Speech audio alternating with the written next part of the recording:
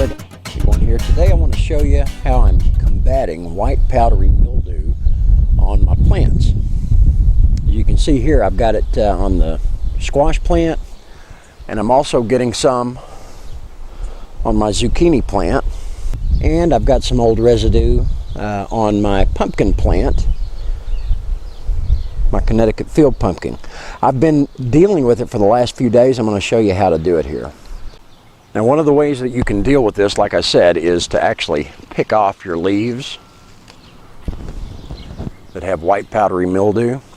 If you do that, do not put it in the compost, because you're going to compound your problems by spreading it to your compost pile, and then when you go to add your pile back into your garden, you're putting it right back in there.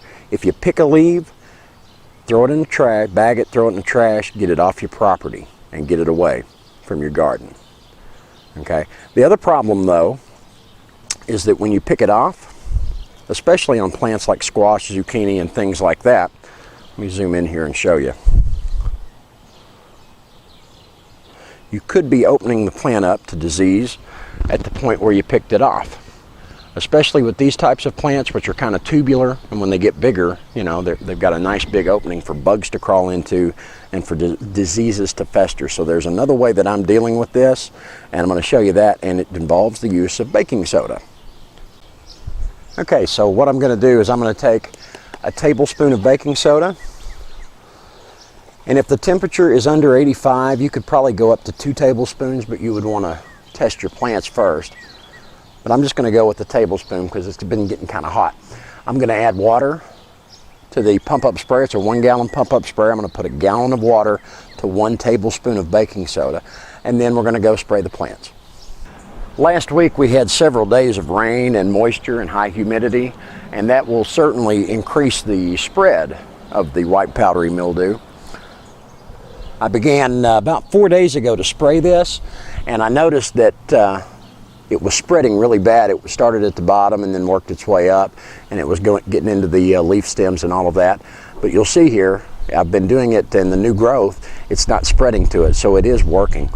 My understanding, and one of the things that you need to do is you need to make sure and spray the bottoms of the leaves as well as the tops of the leaves.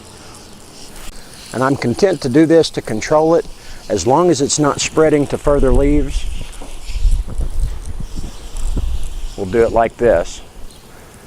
If it got really bad, then I'd start removing leaves and getting them off property. And my understanding is that what this is doing is raising the pH of the plant and lowering the acidity, making these spores harder to, making it hard for them to climb on up and continue on. Boy, these zucchinis are getting big. We're getting the tops and bottoms of all the leaves. We're getting the stems, because this stuff will move along the stems as well. And we're just thoroughly coating these plants. Tops and bottoms.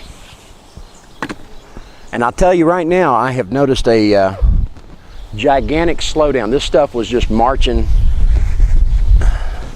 faster than Hannibal's army up my plants. But when I started doing this, it stopped it in its tracks and started to reverse it, and then the new growth looks really healthy, and it hasn't moved up onto it.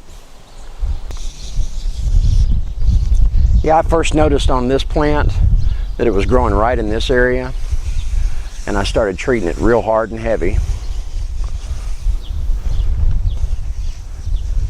And when I did, it pretty much stopped it in its tracks.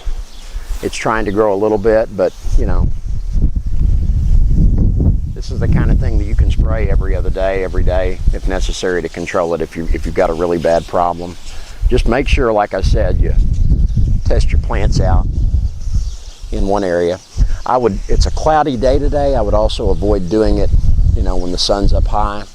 Try to do it in the evening so that it doesn't evaporate, and also baking soda that might pool in water droplets doesn't burn onto your leaves.